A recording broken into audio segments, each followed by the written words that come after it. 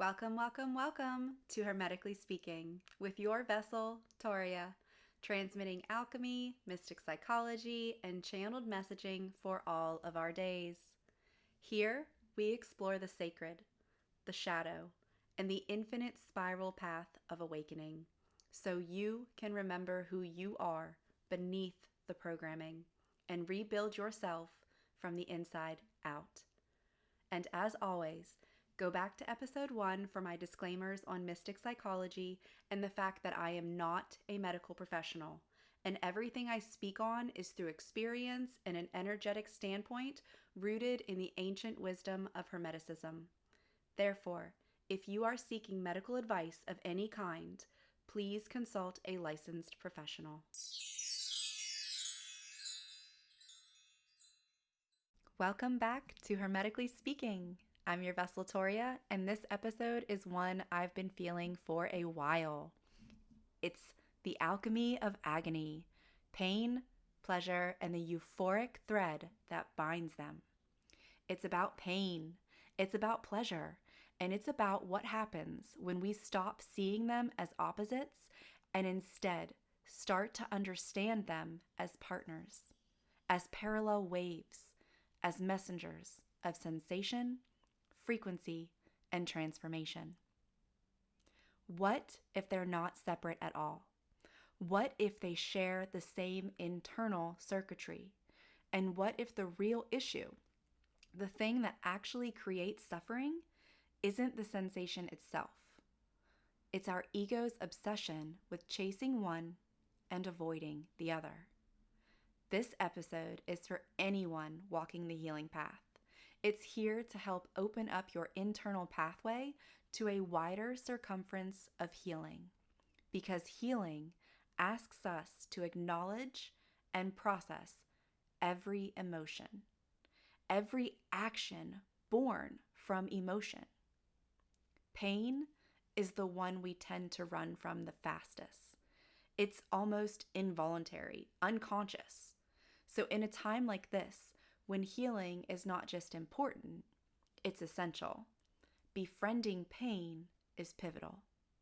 Doing so could mark the beginning of a whole new way of spiritual living.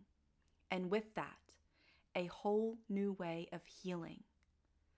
So let's walk this episode together and discuss many parts of how pain and pleasure are partners in the spiritual realm.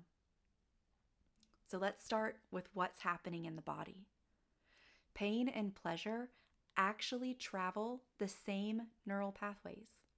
They both activate dopamine, endorphins, and the same brain centers like the mesolimbic, the reward system, and the paraquadoctal gray.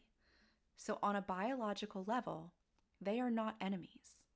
We, in our illusion, treat them as such. Instead, spiritually, they are siblings. Same circuitry, different triggers.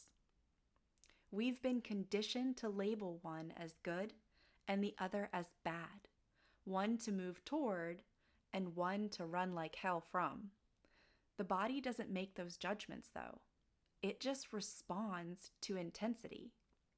So maybe, just maybe, we could learn to stop judging and just start listening. That, my friends, would require us to be on a new, higher, and aligned frequency. So let's invite that in to eradicate the belief system that has purged our internal systems for far too long and would only raise our abilities of tapping into new layers of consciousness, entering new realms of healing within and without. So both pain and pleasure move like waves. They might be different frequencies, still the same, and the same in motion. They rise, they crash, they eventually fall away. And in that rise, whether it's euphoria or anguish, we're jolted out of our baseline. We are stretched. Pleasure often feels gentle and oh so good. But is it? Or have we just gotten used to it? We welcome pleasure. We chase it even. We even try to stretch it longer than it's meant to actually last. And pain? Pain we resist. We contract. We fear it. However, both can tear us wide open. Both can overwhelm the system. Both leave a mark. The difference isn't the wave. It's how we perceive and respond to them. Both the pain and pleasure waves push us into feeling more than we think we can handle. And then we ride their highs until eventually they subside. Whether that high is a yes, yes, yes, or no, no, no, they both produce the waves we allow to control us. Pleasure feels good, so we cling to it. We try to secure it, control it, bottle it up. We say yes to everything when we are high on life. We spend money, we overcommit, we overpromise. It's not because we're reckless. It's because we're trying to hold on. We're in a form of survival mode, not because we're in pain, but because we're afraid the pleasure will leave. And then we do something else. We try like hell to repeat it. We revisit the same place, the same person, the same playlist, hoping to recreate the same magic. But pleasure isn't in the ritual. It's in the presence. And when we try to repeat it instead of receive it, it turns into mimicry, a performance, control. That's egoic survival too. It just wears a prettier outfit. And still, the truth is, they both rip us open. Pleasure is intense. It floods the system. It dismantles the ego. We just don't flinch because we've been conditioned to want more. Pain and pleasure are equal in force. We just have different stories about them. And in those stories are characters that they share that need to be identified so we can stop losing control and get undertowed by either of the waves. So, what we feel but rarely name was recently revealed to me, and I am so ecstatic to introduce it to you. The main character that we're focusing on today within pain and pleasure is euphoria. Both pain and pleasure carry a euphoric frequency within them. And if you don't believe me, all you need to do is finish through this episode and sit with either occurrence in your next experience and ask it to show itself to you, or meditate it in your own way. So automatic journaling, actual stillness of meditation, whatever it may be. I promise you, it will reveal itself to you, and you will be able to dissect another layer of your very own psyche. In the deep of pain or pleasure, when the storm is fluid, there's a kind of clarity that hits. It's almost relief of being alive or becoming attached to the experience that's occurring. That, my friends, is euphoria. In the midst of it it just is. Euphoria standing there, strong and powerful, unidentified until now, absorbing our energy in exchange for its own. We get lost in it because we don't know how to work with it, and we become spellbound even. So what is euphoria, and how does it relate to pain and pleasure from its very own perspective? And after a powerful moment of intimacy or a big creative breakthrough, there's the stillness that captivates us and lingers long enough to hold our attention and gravitate us into the experience deeper. That's euphoria too. Euphoria happens in a split nanosecond and is clouded by the pain or the pleasure. It's hidden underneath the layers, only now to be identified. And euphoria, it's not always bliss. Sometimes it's release, sometimes it's surrender. However, it's movement, it's frequency.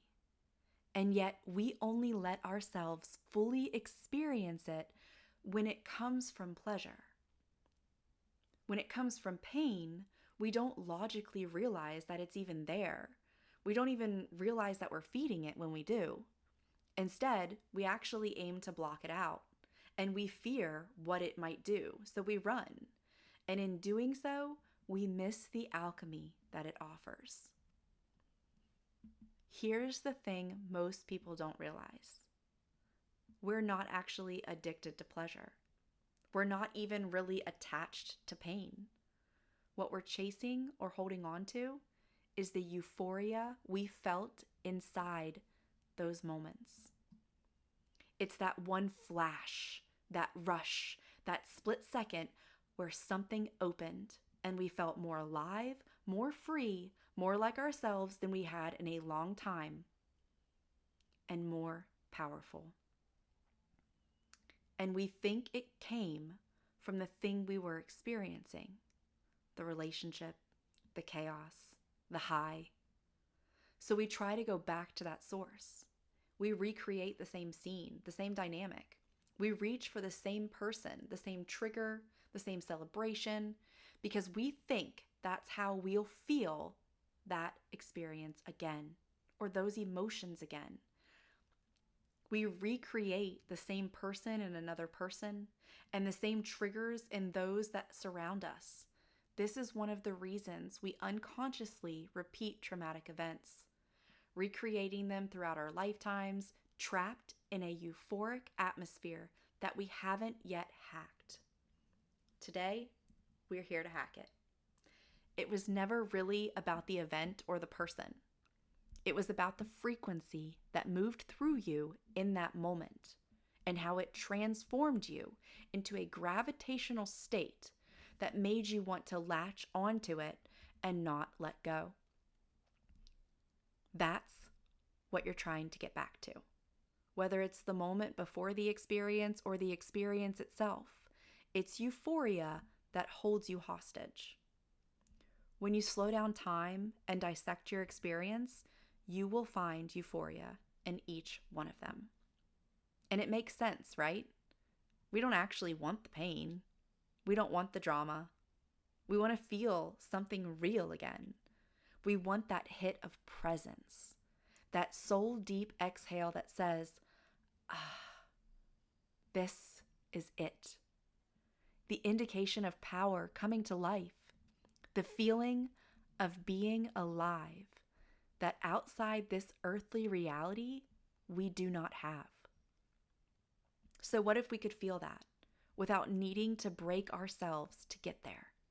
What if euphoria isn't the aftershock of pain or pleasure? What if it's its own thing? It's a frequency, right? We've specified that. It's a moment of full presence. Because I know that I've achieved euphoria even in meditation, right? Full embodiment, full presence in that moment. And it's something that you can access without having to chase it. And just by being here, open and willing to feel fully. Because that's the truth. Euphoria isn't the reward for surviving something. It shows up when you're no longer bracing against what's already here. It's, in fact, a pure moment of release. So we have euphoria on one end of the spectrum, where it's in the pain that we haven't dissected and it creates an attachment to the pain. But then we have euphoria in the processing of the pain, where we actually release it, and therefore we release the euphoria along with the pain, which allows us to transmute it, transform it, and move on from it. So how to identify when you are dragging euphoria into imbalance?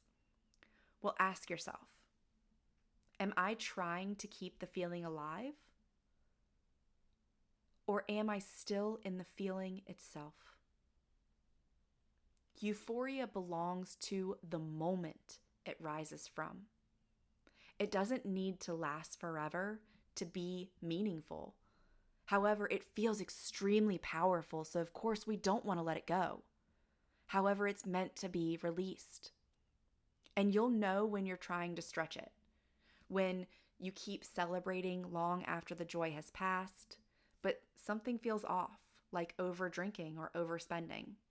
You start making decisions based on how to sustain the high instead of staying present, right? It's like drug addiction. Like we just keep getting high. We keep wanting to feel the euphoria. You ignore your inner signals because you're clinging to the afterglow. You feel agitated or even depressed when the high fades and try to recreate it quickly.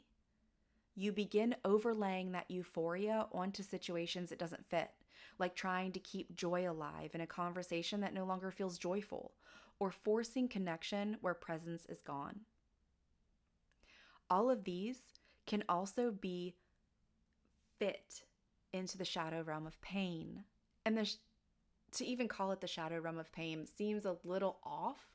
However, we'll save that rabbit hole for another day and we'll just keep riding this wave. So everything that I just listed can be applied to pleasure as well as pain. It is a mirror for both of them. And the body always knows. You'll feel it off-center, a little desperate, slightly performative, kind of soul-seeking, trying to reach outside of yourself. So how do we leave euphoria where it belongs?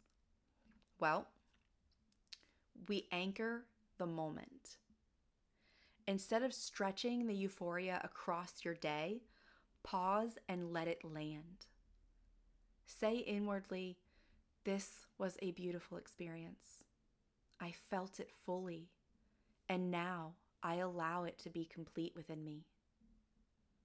Let the moment be sacred because it passed, not in spite of it. There will be many more other unique experiences that will invite you in to feel, learn, and grow in new ways. Releasing each moment is honoring the moment in its own unique essence. Think about it like this. You or your ex trying to replace each other through another person. It's not possible. You are divinely unique. They are divinely unique. They or you have to let you, they, them, whatever, go so as not to repeat, as well as to honor the divine essence that was unique between you, and to honor the release, and to honor moving on to someone new, and to honor the newness and the new divine essence and experience that you'll have with someone new.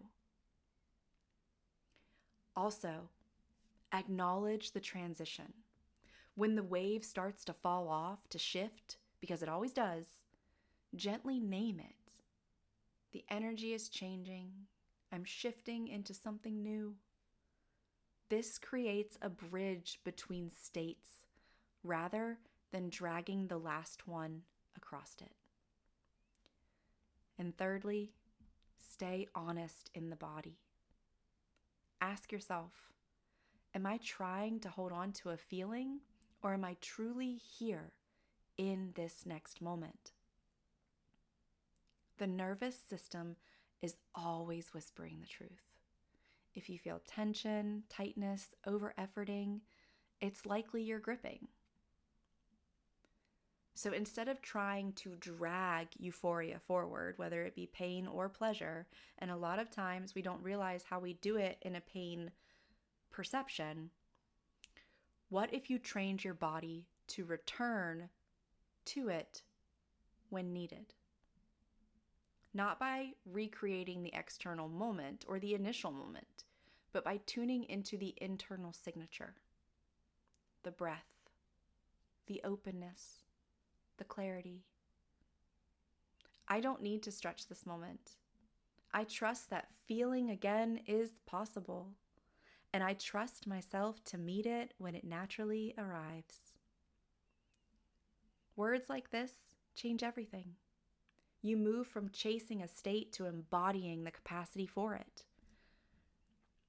It's the echo of euphoria. And it can ripple all around us if we're unaware of exactly how much it can affect our psyche and our lives and our mental and emotional stability. So how do we let it go and let it return, right? Let's take this deeper with something really important. Sometimes it's not the pain or the pleasure that we're holding on to. It's the euphoria that came with it. And we try to drag that feeling into the next moment and into the next moment and into the next moment until we're completely thrown out of alignment. This is when euphoria has become an echo. And if we keep replaying it, we start making decisions that pull us out of presence and further into imbalance. Let's look at a few specific and repetitive occurrences in society of how we drag euphoria out, how we attempt to drag the pleasure out so as to not release it, and also pain, so we can release it without processing it, and how we may be unaware that we're actually drawing the pain out unconsciously and living in pain 24/7 and not even realizing it. However, still striving for pleasure. So in pleasure, let's say you have a night out with friends and it's amazing. You feel free, you feel seen, you feel alive. That's euphoria, or at least a euphoric moment. And instead of letting that moment be whole and complete, you try to stretch it out. You keep drinking after your body's done. You spend more money because the vibe's still high. You text someone you probably shouldn't because you don't want the energy to dip. And you wake up the next day feeling a little off, like you went too far. And you struggle to release the night. You want to repeat it again and again. And that's not because the pleasure was wrong. It's because the euphoria wasn't released when it was complete. And in pain, you have a breakdown. And in the middle of that pain, something inside you opens so wide and so volatile. You feel incredibly raw, real. And if you can really identify it, you're extremely close to spirit. That's euphoria too. It's powerful. It sucks you in. And instead of letting the moment settle, instead of allowing the pain to move through you and release, you revisit the painful story again and again. You call someone hoping they'll pull more feeling out. You talk about the person that has harmed you, and you want everyone to know it because you need to prove that they were wrong, and you need to hear how right you are. That's euphoria. You stay in a depressive spiral, not because the pain is active, but because the feeling made you feel awake, alive, and you don't want to lose it. You're not holding on to the pain. You're holding on to the euphoria that came through the pain. And that's okay, because it's completely human. And when we try to preserve euphoria, we accidentally distort it and misuse it and neglect it, and therefore neglect ourselves. So the way through, well, the key is awareness. And that's partially what I've brought you here today. It's to pause in the moment and ask, am I still in the truth of this feeling? Or am I holding on to what it gave me? When you name it, you reclaim your power. And you learn how to let the wave fall so it can rise again. So what happens when we don't let the wave complete? We know the answer. It loops. It becomes a loop. We become frozen in the loop. We keep circling the loop. Pleasure becomes obsession. Pain becomes chronic. we find ourselves stuck in behaviors that aren't about feeling. Instead, they're about avoiding the end of a feeling. And that goes for pleasure and pain. We react to the past, not respond to the present. We keep the high going with more dopamine hits. We bury the pain so deep we forget why we are disconnected. This is where dis-ease, addiction, burnout, numbness, all of it lives and takes root. Where overconsumption of social media, sugar, alcohol, disordered eating in general, overspending, overconsumerism, the list is literally endless. Every dis-ease, mentally, physically, emotionally, sexually, spiritually, feeds off of this type of frozen looping, of this type of avoidance and chasing. Not because we're broken, because we didn't know how to let the wave move all the way through. We didn't trust it. We didn't trust the fractal being the whole. And we didn't have the conscious awareness we do now, so no one is to blame for this oversight or this unknowing. Now is our time. Now it reveals itself to heal itself within each and every single one of us.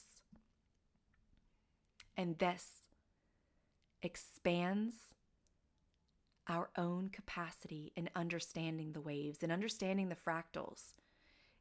It expands our access into multidimensional realities. When we stay with the wave, not grip it, not run from it, we actually stay, something powerful happens. We expand. We grow our capacity to feel and to heal. And that increased capacity gives us access to deeper awareness, to multidimensional perception. Pain metabolized becomes true divine power. Pleasure honored becomes true divine presence.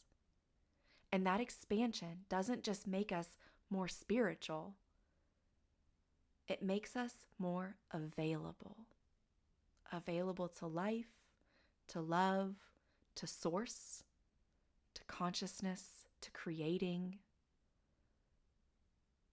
to our dharma, our innate being, our fulfillment. This is how we begin to move from polarity to non-duality, by riding the waves, not fearing them. And all of this takes practice and open-mindedness, willingness, and the ability to remain teachable. So how can we further integrate this knowledge? How can we let the wave move through us? What now? How can we move from awareness into actionable healing? How can we embody this intelligent life form of euphoria and pain and pleasure within us? We stop labeling pain as punishment and view it through a lens of learning, a lens of alchemy, a lens of powerful magic within the psyche. We stop treating pleasure like a prize to hoard and like we'll never see it again or fear losing it to begin with. We let ourselves feel without control. We breathe through the edges. We stay long enough to receive the message each wave brings, because the more we trust what arises, the more it trusts us back. And that's where healing begins. Not in control, in capacity. Not in chasing, in presence. So real quick, before we close this episode out, we're just going to do a mini integration meditation titled The Wave of Presence. And there will be a longer version of this that comes out the Friday following the release of this episode on the Hermetically Speaking YouTube channel. So feel free to hop over and subscribe to it for all of the alerts on anything energy-wise that I put out. And remember, when it comes to these meditations, all you need to do is be listening. You don't need to be doing anything fancy. You don't even need to do the exact direction that is occurring, because in the moment, your higher self knows what to do. Meditation is a state of being. It's not a position or a form or a direction even, or at least a direction from outside of you. It is who you are, how you are in the moment. And that's all that you need to do and be. So if you can, and if you're willing, take a deep breath in and exhale slowly. Let your body land. Let the day and the moments catch up with you. Now feel into your day. Or maybe get into this very moment. And take notice. Are you in a wave of pleasure?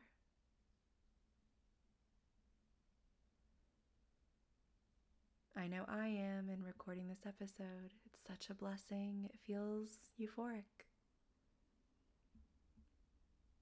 Are you in a ripple of pain? Ooh, I have some that too that still needs released. Or are you somewhere in between? There is no right or wrong answer. Everything is just for you to find healing and integration in this moment the way it best serves you now. No need to fix, name, or judge. Just feel yourself internally.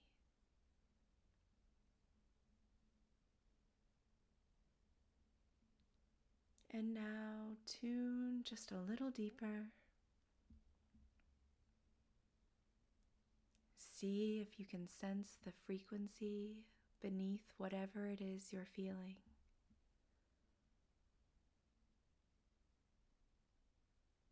The current within the current. That moment where you feel stillness, openness, presence.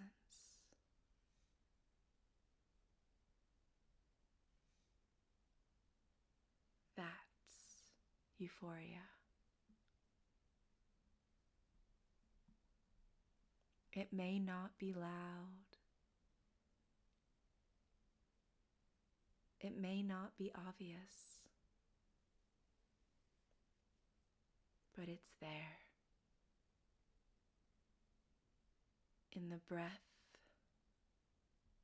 in the layers, in the honesty of now.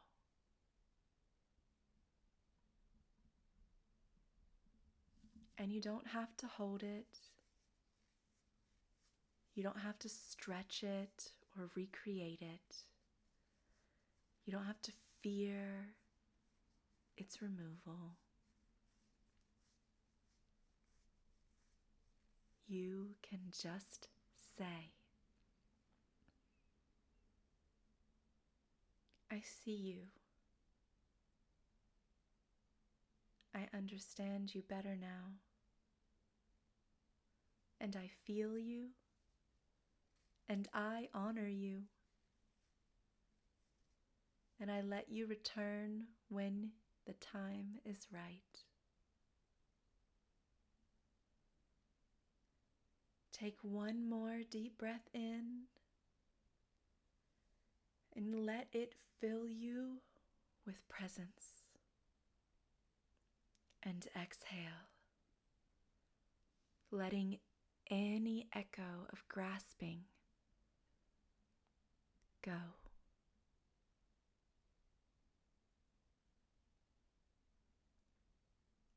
Feel your feet, your body, the space, the room that you're in. You are here. You are whole. And the wave has moved through.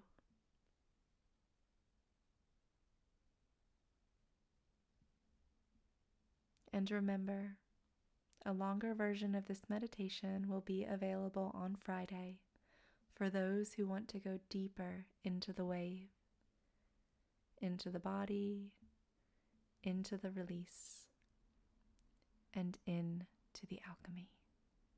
Until then, ride gently, my friends. Thank you for walking this wave with me.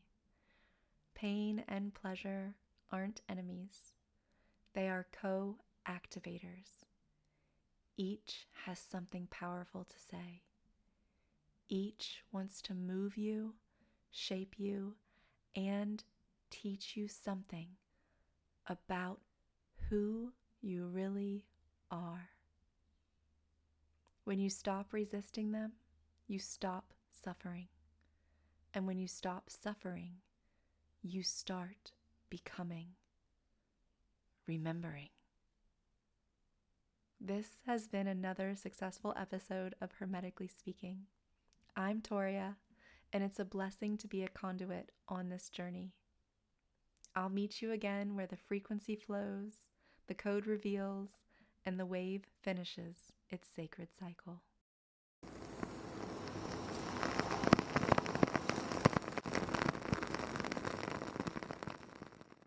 Remember, you are the temple. You are the flame. You are the frequency. Let us find each other in harmony.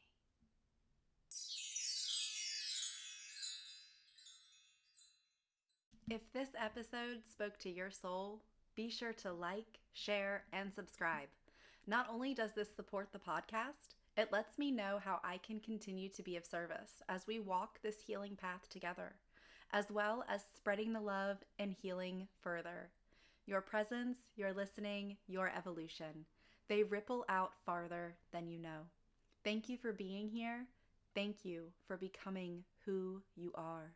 Until next time, keep speaking the truth your soul remembers.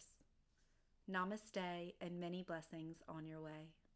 If you are looking for more ways to connect, please check out the Hermetically Speaking YouTube channel for all the free meditations, energy sessions, hypnosis regression, and other avenues of healing, or the hermeticcallyspeaking.com website for one-on-one by donation services.